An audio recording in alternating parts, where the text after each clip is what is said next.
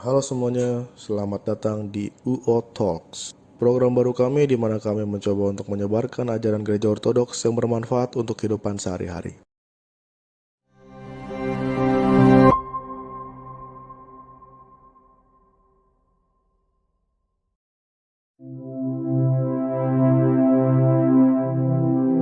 Ketakutan dan kekhawatiran dalam menghadapi masalah hidup.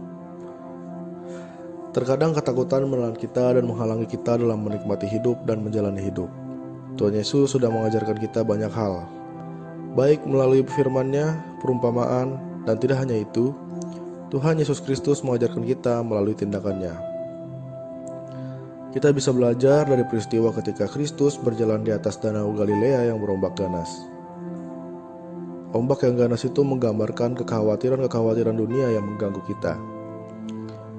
Tuhan Yesus berjalan di atas danau di mana ombak danau Galilea sangat mengancam hidup para rasul di atas perahu. Tuhan Yesus tetap berjalan dengan tenang. Hal ini menggambarkan bahwa Ia memiliki kuasa atas segala sesuatu yang kita takuti. Santo Petrus diundang oleh Kristus untuk berjalan di atas danau Galilea. Selama Santo Petrus melihat dan memandang Kristus, ia dapat berjalan di atas danau dan ia akan baik-baik saja. Hanya seketika saja ketika ia mulai khawatir akan ombak yang besar, ia mulai tenggelam. Tuhan Yesus tidak membuat air di danau Galilea itu hilang. Ia juga tidak membuat Santo Petrus berjalan di tanah yang kering. Yesus Kristus tidak meredakan badai itu pula. Namun, Tuhan Yesus Kristus memberikan Santo Petrus kemampuan untuk berjalan di atas air. Ini sama seperti kita. Kita tidak sepatutnya meminta Kristus untuk mengambil semua hal yang menjadi masalah bagi kita, tetapi meminta agar Dia memberikan kita keyakinan, iman, dan kekuatan untuk menghadapi masalah itu. Masalah apapun itu. Dan selama kita fokus kepada Kristus, kita yakin pasti kita bisa menghadapi masalah itu. Namun, ketika kita hanya fokus terhadap ombak yang mengamuk, terhadap kebutuhan materi kita, kesehatan kita, atau berapa sisa saldo rekening yang kita punya, kita akan mulai tenggelam.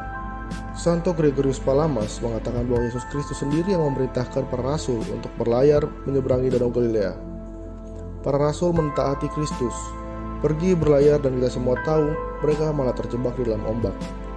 Ini sama seperti gereja. Gereja akan selalu diganggu oleh kekuatan maut.